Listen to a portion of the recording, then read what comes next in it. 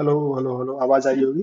कैसे हैं आप सभी? जैसा कि आपको पता है, अभी यूपी पेट का एग्जाम खत्म हुआ है और इसकी शिफ्ट जो थी 10 बजे से 12 बजे तक बजे के बीच में थी। और 12 बजे के बाद एग्जाम खत्म हुआ। उसके बाद हम क्या कर रहे हैं, इस पेपर को सबसे पहले यूट्यूब पर लाने का प्रयास कर रहे हैं।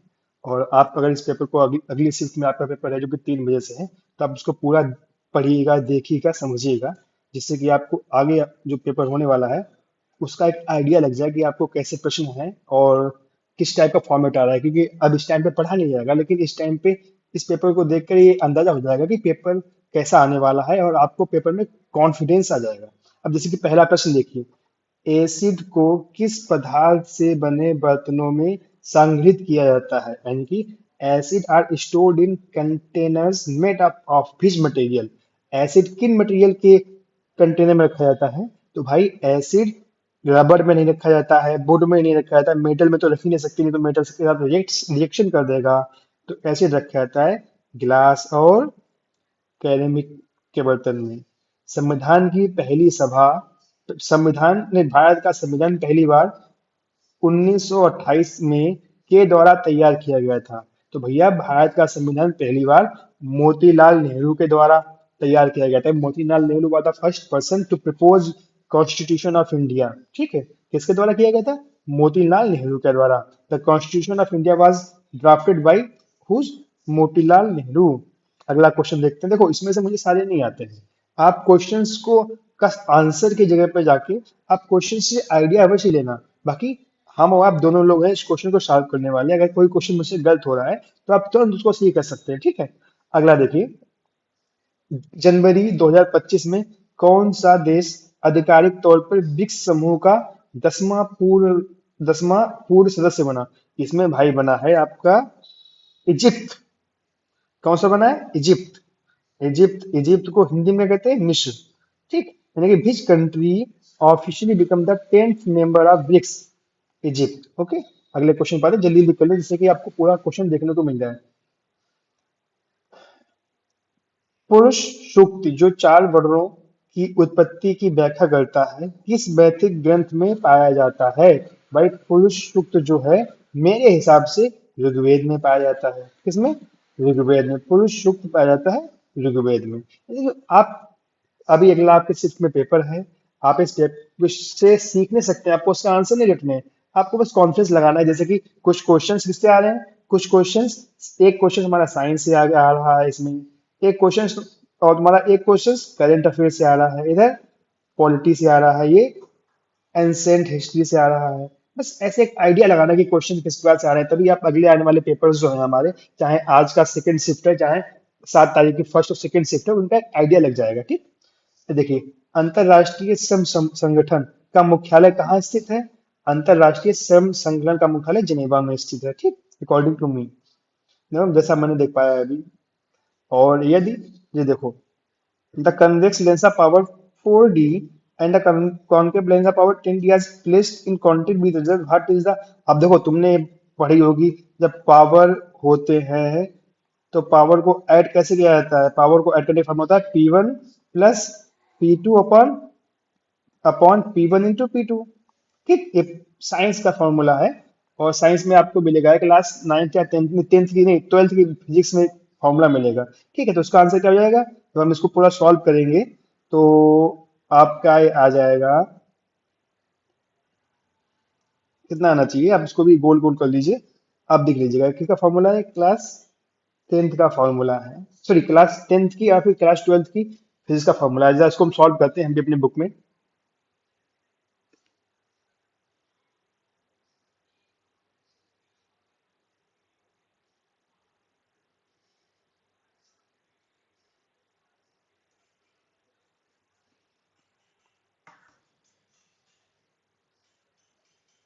तो अच्छा, तब तक मैं अगले वाले सवाल को लगाता हूँ, मैंने सॉल्व करने के लिए दे दिया है।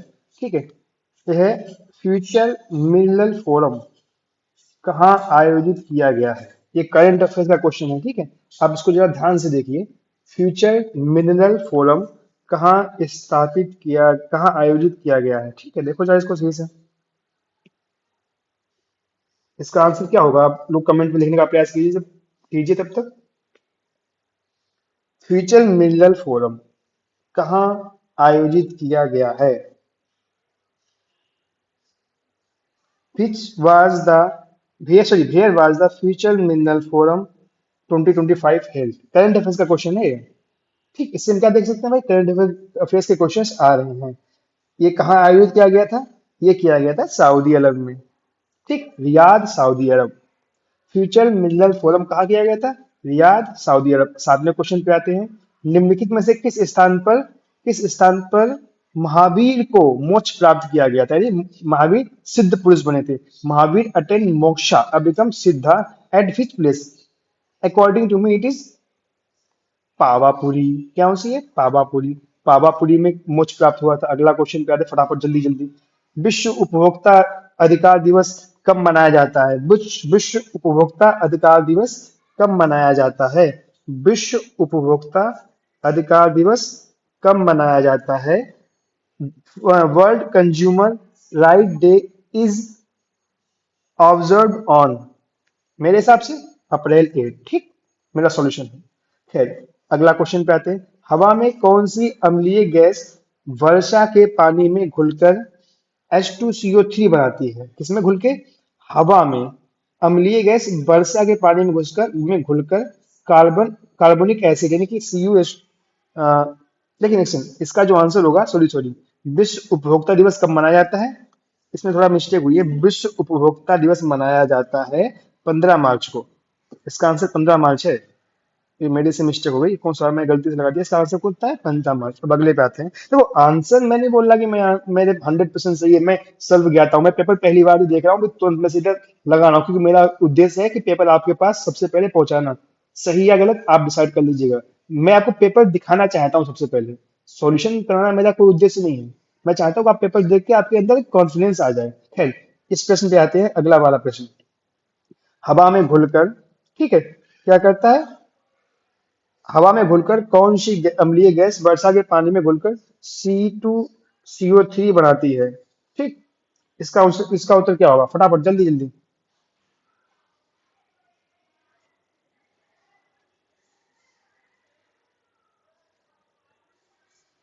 अगला देखो तब तक। भारतीय संविधान के किस अनुच्छेद के अनुसार संघ की शक्तियां राष्ट्रपति में निहित है? ठीक, कौन अनुच्छेद 52। अच्छा, इसका आंसर क्या होगा? कौन सा acidic gas from air dissolve in rain water to form carbonic acid? इसका आंसर है CO2, कार्बन डाइऑक्साइड। ठीक, कार्बन डाइऑक्साइड मिलके बनाती है CH2 4। ठीक है, इसमें पॉइंट लगा हुआ, उस पॉइंट पे मत जाना। ये पॉइंट जिससे मैंने पेपर लिया उसने लगाया होगा, लेकिन मैं आपको अपने हिसाब से बता रहा हूँ चीजों को। ठीक है, भारतीय संविधान के किस अनुच्छेद के अनुसार संघ की शक्तियां राष्ट्रपति में निहित होती हैं? अनुच्छेद 53, आर्टिकल 53। ठीक है, चलो अगले क्वेश्चन पे आते हैं।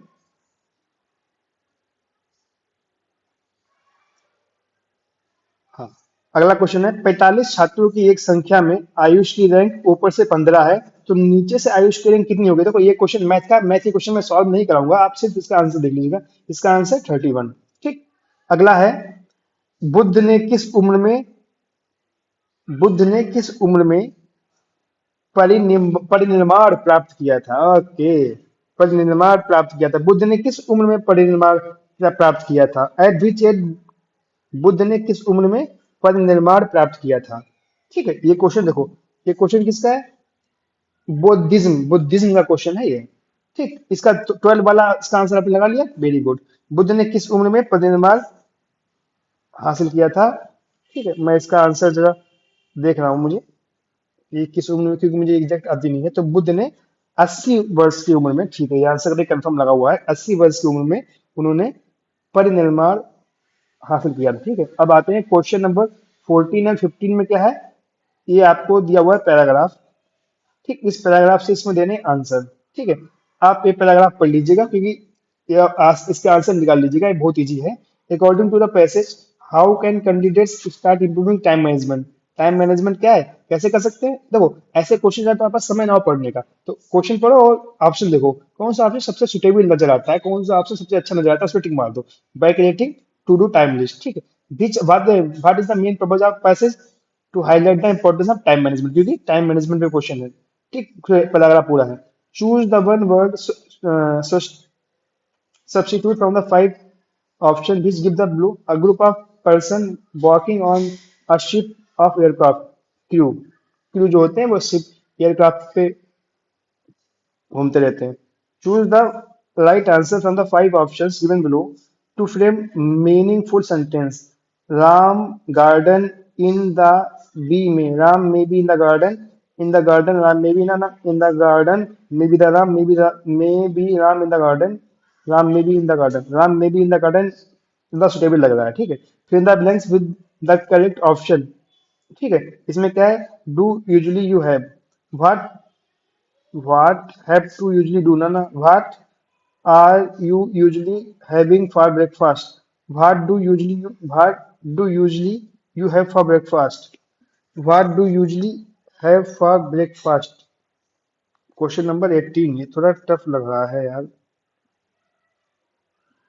जो क्वेश्चन नंबर 19 तक पे आते हैं कि देखने किस भारतीय राज्य की सॉरी देखने किस भारतीय राज्य का पारंपरिक नृत्य है, उड़ीसा का। ठीक,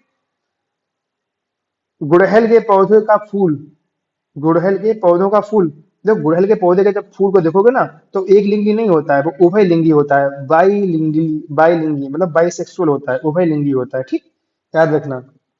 डू यू हैव, अब इसका आंसर क्या होगा, देखो उस वाले काम था, डू यू यूजली हैव, इसका आंसर ये वाला आएगा, do you usually have. Fill the blanks, what do you usually have for breakfast. Okay sir, गुड़हल का फूल वाला पेड़ हो गया। अब अगले पाते हैं। नई दिल्ली में आयोजित इंडियन ओपन बैडमिंटन 2025 में एकल का खिताब किसने जीता? लक्ष्य सेन ने जीता।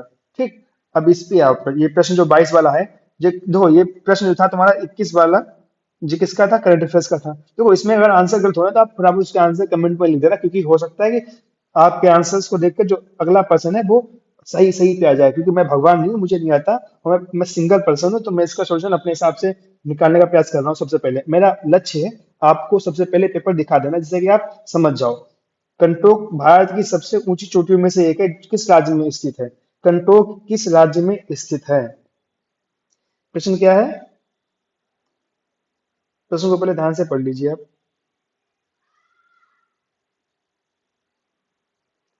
प्रश्न है कंटोक सॉरी प्रश्न है कांटक कांगटो कांगटो भारत की सबसे ऊंची चोटियों में से एक है, किस राज्य में स्थित है? किस राज्य में स्थित है?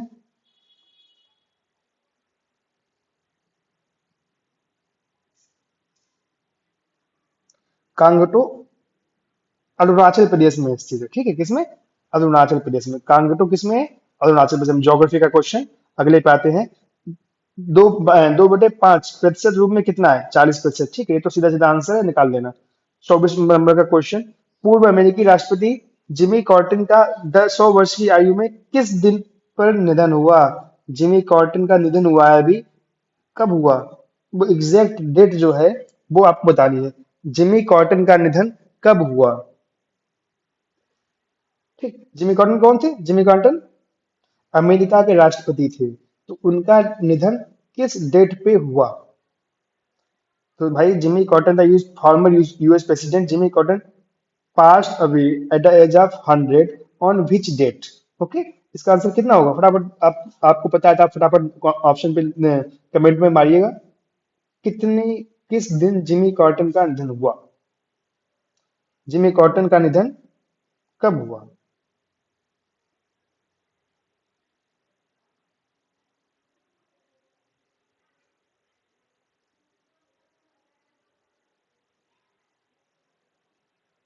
चलो ठीक है, मैं इसका आंसर वही देख ले रहा हूँ।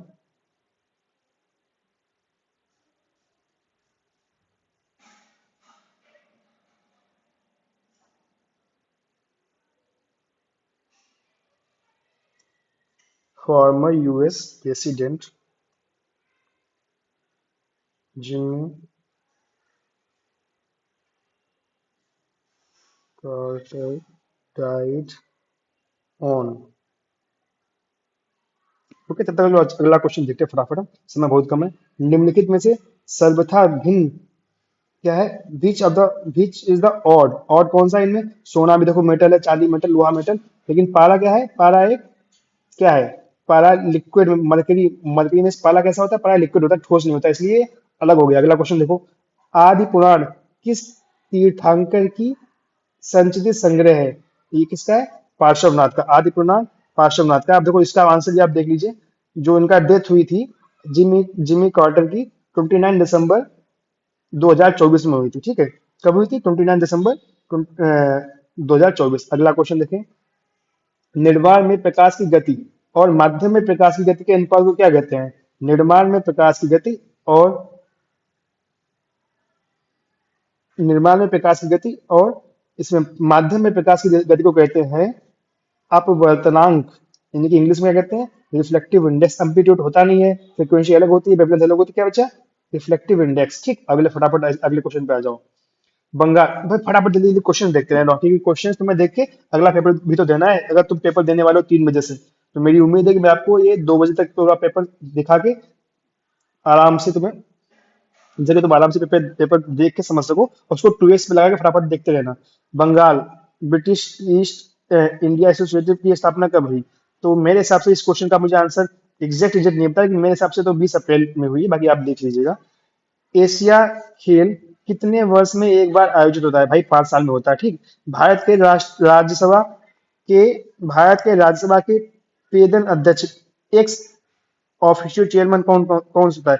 राज्यसभा का एक्स ऑफिशियल चेयरमैन होता है उपराष्ट्रपति। ठीक, अगले क्वेश्चन पे आ जाते हैं फटाफट। पुणे में आयोजित उद्यमित विकास सम्मेलन 2024 का विषय क्या था? ठीक, इस प्रश्न का आंसर मुझे नहीं पता, मैं भी इसका क्वेश्चन आंसर देख रहा हूँ। What was the theme of Entrepreneurship Development 2025 held in Pune? ठीक है, ये क्या है इसका आंसर? आपको मिले तो आप भी मुझे देख के बताइएगा, ठीक है। चलो इसको मैं गोल गोल कर दे रहा हूँ, इसका आंसर मैं भी बोल दिया देखने के लिए। तब तक इस पे आते हैं। हड़प्पा सभ्यता किस युग से संबंधित है? हड़प्पा सभ्यता भाई ब्रॉन्ज एज। किससे? ब्रॉन्ज एज, कांस्य युग। हड़प्पा सभ्यता कांस्य युग से संबंधित है। हिस्ट्री का क्वेश्चन है। 30 क्वेश्चन हो चुके हैं, अब जल्दी जल्दी पहुंचना है यार, अभी हमारे पास समय थोड़ा कम है। 15 जनवरी 2025 को नई दिल्ली में आयोजित एक समारोह में राष्ट्रपति, अच्छा पहले इस क्वेश्चन को देखते हैं, इसका आंसर मिल गया है। इसका पुणे में आयोजित उद्यमित विकास सम्मेलन 2025 का विषय क्या था? इसका विषय था उद्यमियों को सशक्तिकरण करना, उद्यमियों को सशक्त बनाना एवं पशुधन पशुधन अर्थव्यवस्था, यानी कि लाइव स्टॉक इकोनॉमी को इंपावर करना। ठीक, ट्रांसफॉर्मिंग लाइव स्टॉक इकोनॉमी। इसका आंसर है सी वाला, उद्यमियों को सशक्त बनाना एवं पशुधन अर्थव्यवस्था में बदलाव लाना। ठीक है, अब आते हैं अगले 32 हो चुका है, अब 33 पे आते हैं। 33 का क्वेश्चन का आंसर क्या है? 33 क्वेश्चन का आंसर क्या है भाई?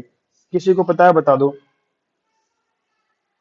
33 क्वेश्चन का आंसर किसी को पता है बता दो, क्योंकि मुझे भी इसका आंसर एग्जैक्ट नहीं पता है।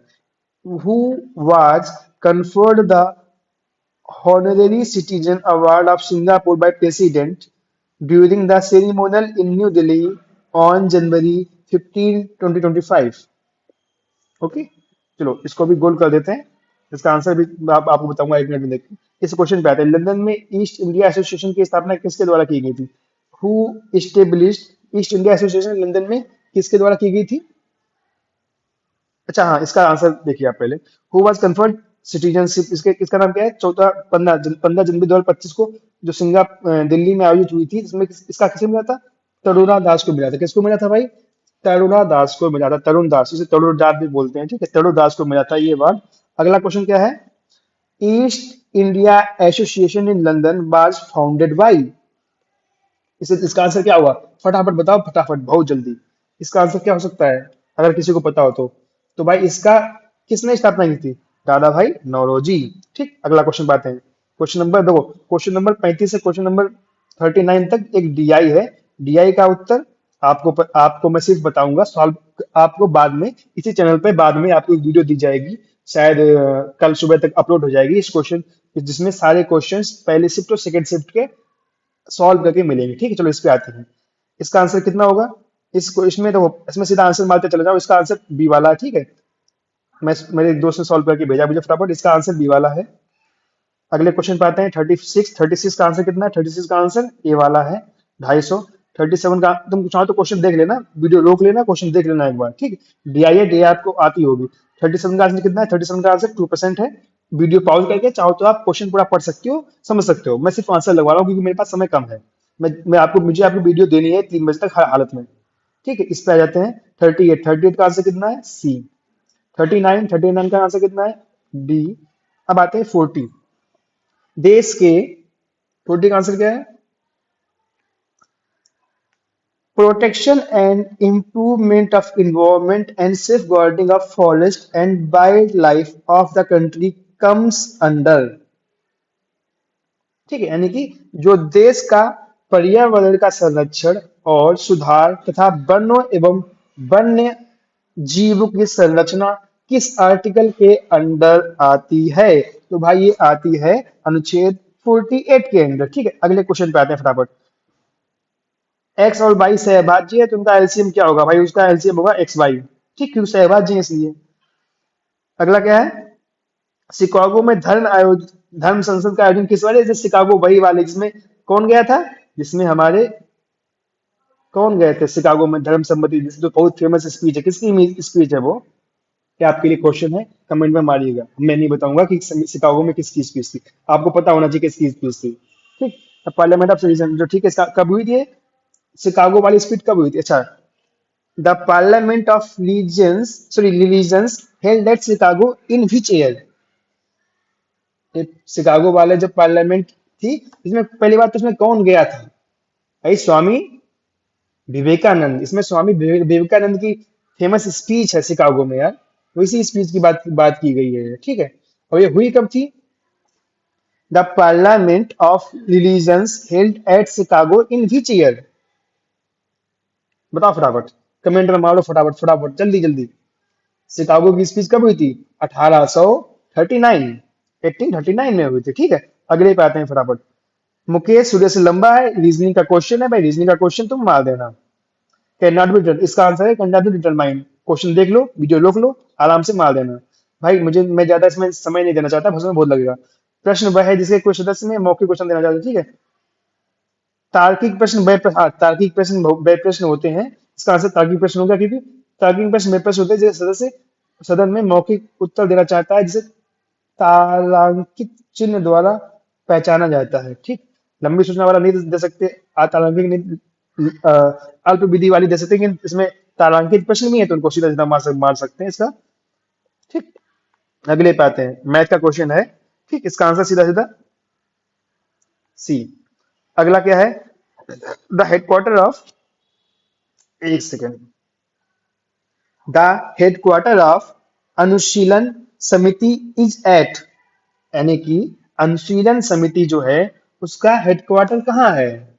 अनुशीलन समिति का हेडक्वार्टर कहाँ है? इसका मुख्यालय नहीं, हेडक्वार्टर कोलकाता में है। अनुशीलन समिति का हेडक्वार्टर कहाँ पे है? कोलकाता में, ठीक। Question number 50। एक सामाजिक घटना जिसे, हाँ इसे धो, A social phenomena is a section of society is unable to fulfill even a basic enmity. Basic enmity is गरीबी, ठीक, यानी कि मूलभूत आवश्यकताओं की पूरी करने में असमर्थ है, कब? गरीबी में। अगला क्वेश्चन बात है 48। 48 question number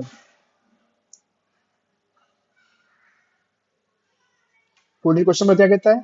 on January 5, 2025 to designationally designated and FPVs Amulya and Akshaya were launched for the Indian Coastal Guard by which of the following shipyards?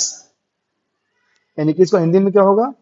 5 जनवरी 2025 को भारतीय तट रक्षक बल के लिए निम्नलिखित में से किस शिपयार्ड द्वारा दो स्वदेशी मूल रूप से डिजाइन और तीव्र तीव्र सॉरी डिजाइन और निर्मित तीव्र गश्ती पोत अमूल्य और अच्छे लॉन्च किए गए, ठीक। कब किससे लॉन्च किए गए, किस कॉस्ट से? इस कॉस्ट का नाम क्या था?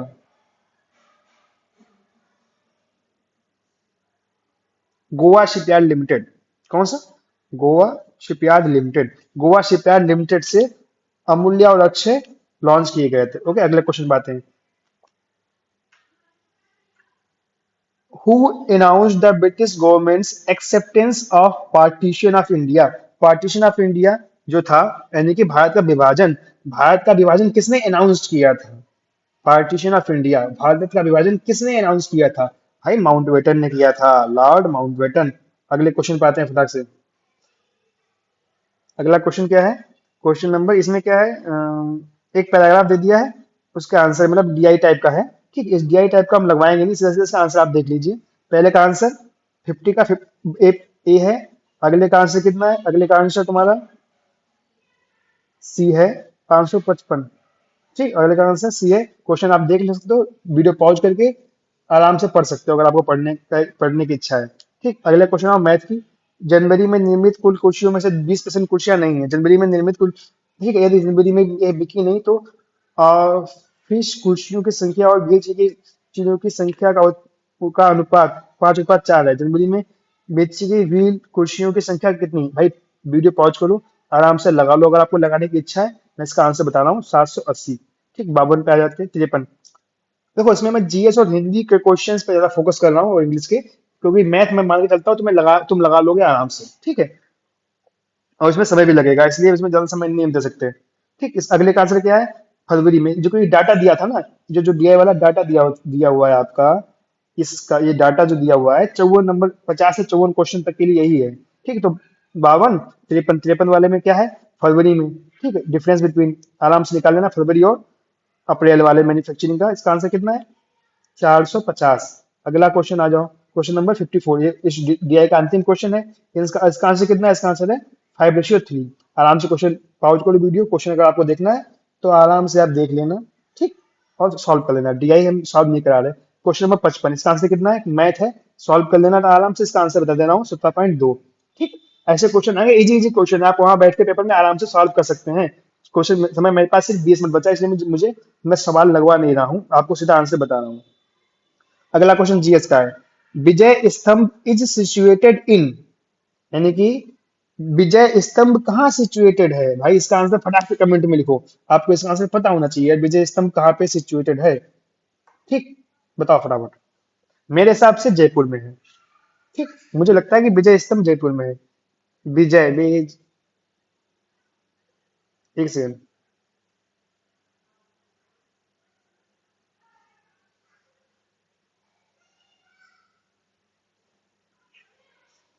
चलो अगले क्वेश्चन को तब तक देखते हैं। अर्थव्यवस्था इकोनॉमी, क्वेश्चन किसका है? विजय स्तंभ कहाँ पे है? चित्तौड़ राजस्थान, जयपुर में नहीं है। I am sorry, sorry sorry sorry sorry sorry बाबू। इसका आंसर कितना है? चित्तौड़ राजस्थान में। विजय स्तंभ कहाँ पे है? चित्तौड़ राजस्थान में। अगला क्वेश्चन देखते हैं। ये अगला क्वेश्चन क्या है? अगला क्वेश्चन आपका है अर्थव्यवस्था के, इसको इंग्लिश में पहले हम पढ़ लेते हैं। Which of the following act as the vehicle for mobilizing and transferring the economy's surplus to the ultimate users? यानी कि हिंदी में अर्थव्यवस्था के अधिशेष को अंतिम उपयोगिताओं तक पहुंचाने और स्थानांतरित करने में निम्नलिखित में से कौन सा माध्यम कार्य करता है? फाइनेंशियल इंटरमीडिएटरी, इसे आप कह सकते हैं फाइनेंशियल इंस्टीट्यूशंस, वित्तीय संस्थान। अगला क्वेश्चन फटाफट आओ इस पे। विश्व की सबसे लंबी नदी कौन सी है भाई? नील नदी या नाइल नदी? एक अगला होगा फटाफट 59, क्वेश्चन नंबर 59। ये कौन सा है?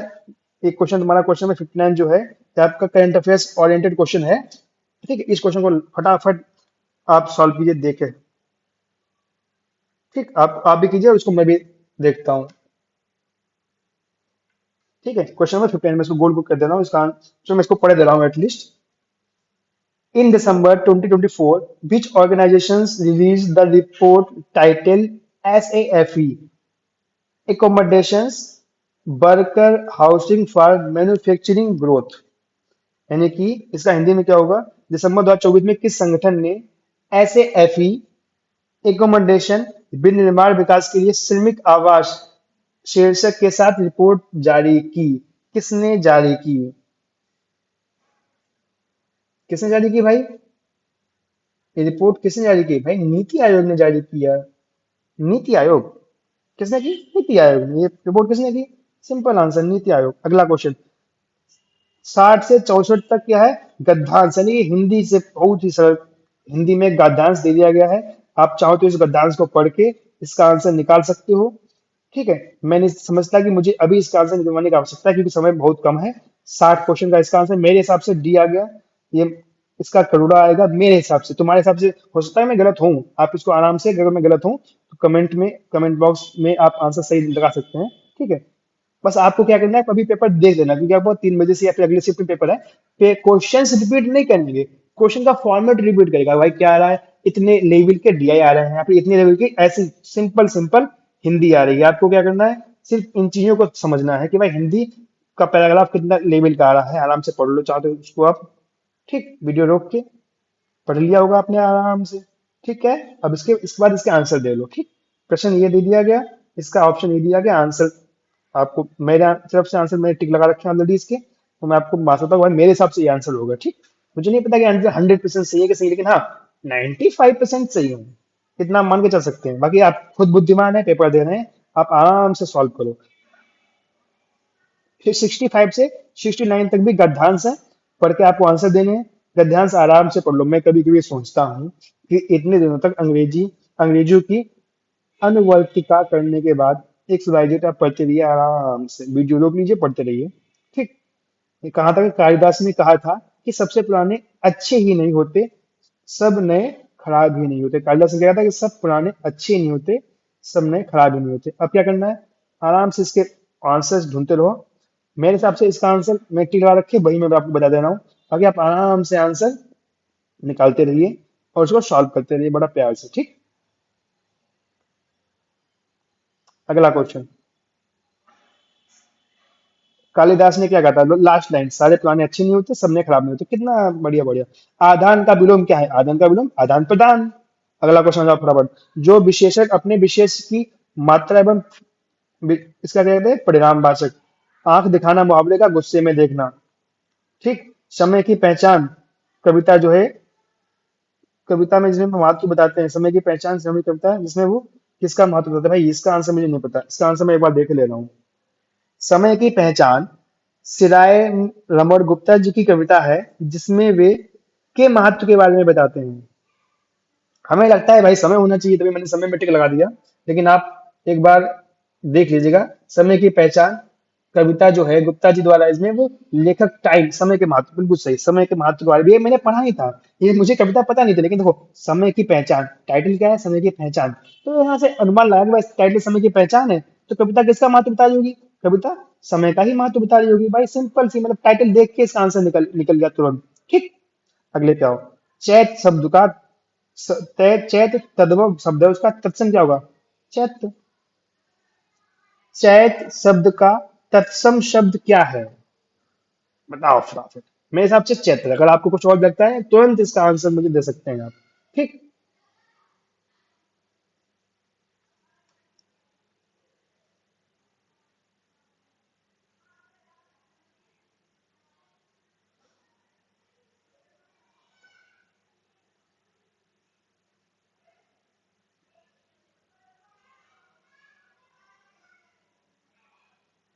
अगले क्वेश्चन पे आते हैं फटाफट।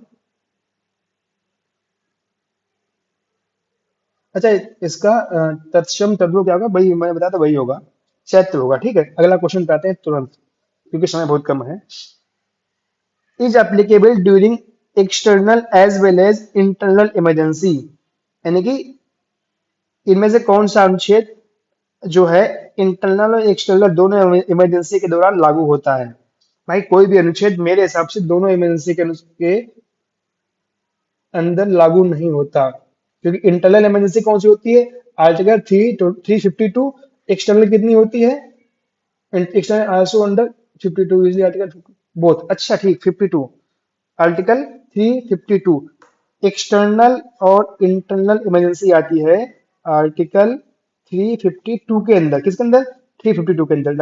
लेकिन ये इसमें से कोई भी 352 नहीं, इसका आंसर क्या आएगा? None of the above. ये याद करना चाहो तो एक्सटर्नल और इंटरनल इमरजेंसी किसके अंदर आती है? आर्टिकल 352 के अंदर। Article 352 covers both external and internal emergency और डिस्टर्बेंस। अगला question, which state of T sorry which state, दोबारा पढ़ रहा हूँ, which state of D T M sees the fastest population growth, यानी कि डीटीएम के किस, एक बार इसका सॉल्यूशन में वॉइस देख रहा हूँ, वॉइस कवर हो रही है, ठीक वॉइस कवर हो रही है, मतलब डर लगता है कि एक दो बार ऐसा हुआ कि वॉइस कवर हो ही नहीं रही है और मैं उसको लगवाता चला जा रहा हूँ। ठीक, इसमें क्या है, which stage of DTM sees the fastest population growth, which, इसका आंसर क्या होगा? 10 मिनट बचे मेरे पास, सिर्फ 10 मिनट में पूरा आपको कहना है। हो जाएगा, बहुत आराम से हो जाएगा, बचत बहुत कम है।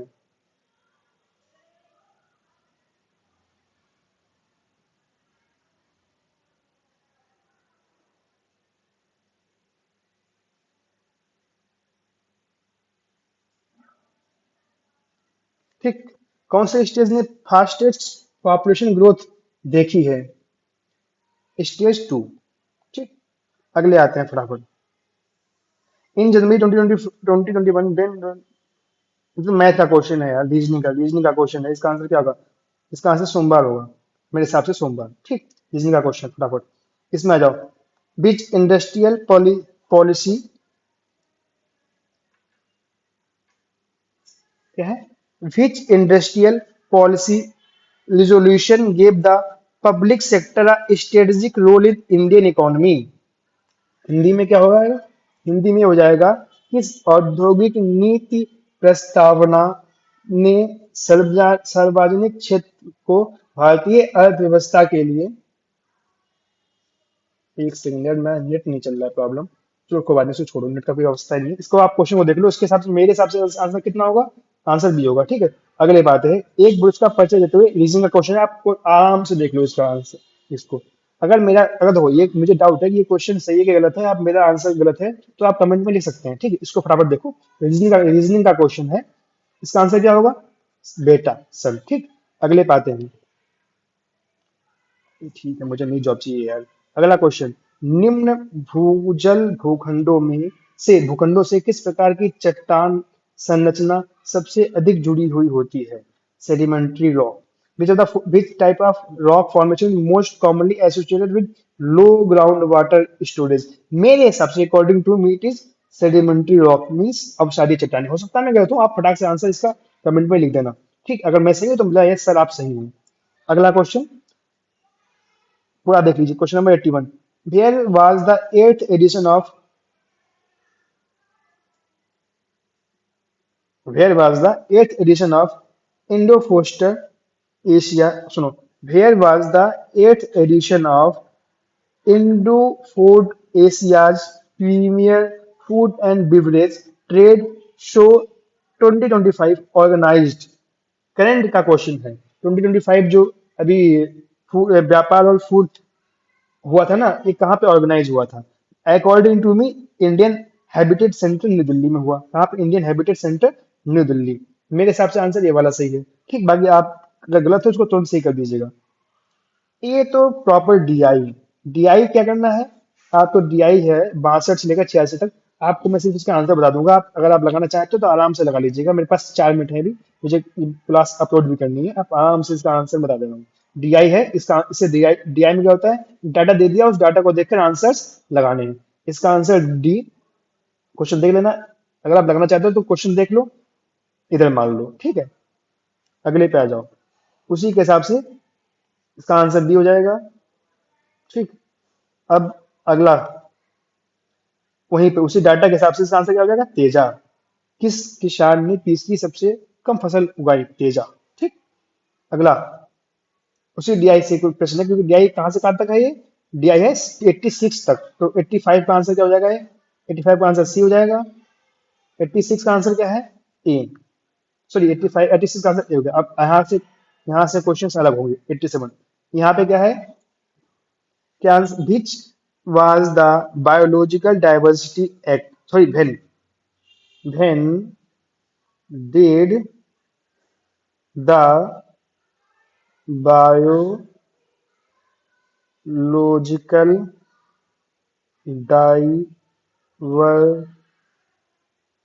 डाइवर्सिटी एक्ट 2023 कम। देखिए डाइवर्सिटी एक्ट जो है 2023 कब आया, कब फोर्स में आया, कब फोर्स में आया भाई? 1 अप्रैल 2024। इसका आंसर 5 जून लगा रखा है इमरान भाई साहब ने, गलत है। 1 अप्रैल 2024 को आया, कब आया, कब इंटू फोर्स? 1 अप्रैल 2024। मैंने भाई ये उससे नेट से देखा है, मुझे आता नहीं था। ठीक है, आप देख लीजिए। ऊंट अपने में बसा जमा करता है, ये तो बहुत ही आवश्यक है भाई। ऊंट अपना फैट, ऊंट कैमल स्टोर्स फैट इन हम, camel store fat in camel store fat. अच्छा, स्टोर कैमल। अब एक इससे क्वेश्चन बन सकते हैं, कैमल पानी कहाँ स्टोर करता है फिर? फैट अगर इसमें करता है, किसमें, हम्प में, तो कैमल पानी कहाँ स्टोर करता है? कैमल पानी भी तो स्टोर करता है। तो पानी कहाँ करता है भाई? ये आपके लिए क्वेश्चन, आप आराम से कमेंट में लिखिएगा कि पानी कहाँ पे स्टोर करता है, क्योंकि पानी भी तो स्टोर कर लेता है। ठीक, अब लीबिया की राजधानी क्या है? लीबिया की राजधानी क्या है, कैपिटल ऑफ लीबिया, बताओ।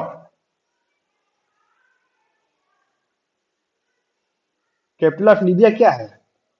करंट का क्वेश्चन है, मेरे पास सिर्फ 3 मिनट बचे हैं। अब आप बताओ कि कैपिटल ऑफ लीबिया क्या है? त्रिपोली।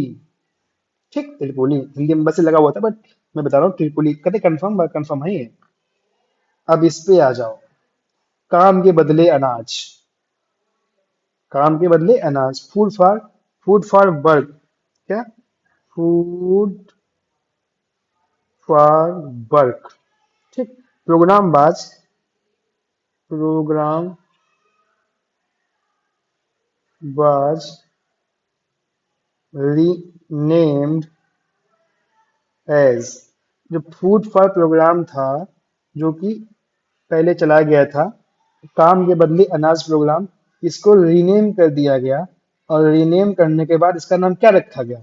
इसका नाम रखा गया national rural employment programme. National rural employment programme, राष्ट्रीय ग्रामीण रोजगार कार्यक्रम। ठीक, यानी कि काम के बदले अनाज, यानी कि फूड फॉर वर्क को जब रीनेम किया गया 1980 में, इसके बाद नाम क्या रखा गया? National rural employment programme. अच्छा, अगला भारत के पश्चिम में कौन सा सागर स्थित है? भाई भारत के पश्चिम में अरब सागर। ठीक, अब देखो फिर से एक डीआई दी है 92 से 96 तक। इस डीआई के आंसर्स आपको मैं बता दूंगा, आप डीआई खाली देख लीजिए। अगर आप सॉल्व करना है तो आप सॉल्व कर सकते हैं, डीआई इजी होती है, डाटा दिया होता है, डाटा के माध्यम से आपको सॉल्व करना था। 82 का बी, आप इसको वीडियो को पॉज करके डाटा नोट कर सकते हैं, चाहो तो मैं जूम कर दे रहा हूँ। ठीक है, आराम से डाटा नोट नोट कर लीजिए, अपने आप भी क्वेश्चन सॉल्व कर लीजिए। ठीक है, मैं 80 92 का बी, 93 का सी। ठीक है, आप आराम से देख लीजिएगा। 94 का डी, 95 का आंसर क्या होगा? सी। ठीक, 96 का आंसर सी। और 97 क्वेश्चन मैथ का है, इसका आंसर कितना आ गया? इसका आंसर आ गया √45, √45। अब अगला क्वेश्चन आओ। अगला क्वेश्चन क्या है? The Indo Pakistan signed a treaty in air. इसे क्या कहते हैं? इंडस वाटर ट्रीटी यार। इंडो इंडो पाकिस्तान के बीच में कौन सी ट्रीटी है? Indus water treaty. India Pakistan के बीच में कौन सी ट्रीटी है? Indus water treaty. अब 99 क्वेश्चन, चंद्रयान 3 किस वर्ष में प्रक्षेपित हुआ? भाई चंद्रयान 3 2023 में, चंद्रयान 3 2023 में तो हुआ ही है यार। ठीक, अगला और last question. Meaning of under developed country economy is. Country in under developed, under developed क्या होता है? जो डेवलप नहीं हो पाई लेकिन डेवलप हो रही है, अंडर डेवलप्ड। अविकसित। ठीक है, डेवलपिंग मतलब क्या होता है? जो डेवलप हो रही है। अंडर डेवलप मतलब जो डेवलप होने की क्राइटेरिया से भी बहुत नीचे है। ठीक है, country in which mass poverty is observe, country in which per capital real income is high, गलत। क्योंकि अगर हाई है तो अंडर डेवलप नहीं, तो डेवलप हो जाएगी। Country in which per capital real income is balanced, गलत। अगर बैलेंस है तो डेवलपिंग हो जाएगी। Country in which per capital real income is low, country in which mass poverty is observe, वह देश जहाँ पे अधिक गरीबी देखी जाती है, वह देश जहाँ प्रति व्यक्ति वैश्विक आय कम है। इसका आंसर इन्होंने डी लगाया, लेकिन मेरे हिसाब से डी नहीं, इसका आंसर ए होगा। क्योंकि अगर प्रति व्यक्ति आय कम है, इसका मतलब ये नहीं है कि वो अर्थव्यवस्था अंडर डेवलप्ड है। राइट, जहाँ पे बहुत सारी गरीबी है वो अंडर डेवलप्ड है। इंडिया भी तो प्रति व्यक्ति आय इसकी कम है, लेकिन हम डेवलपिंग कंट्रीज में आते हैं, ना कि अंडर डेवलप्ड में आते हैं। चलो ठीक है, आपका प्रश्न, आपका पूरा पेपर खत्म हुआ। Thank you so much. अब आप अगला 3 बजे का पेपर आराम से दे सकते हैं इसको देख के। Thank you so much, all the best for your exam. Thank you.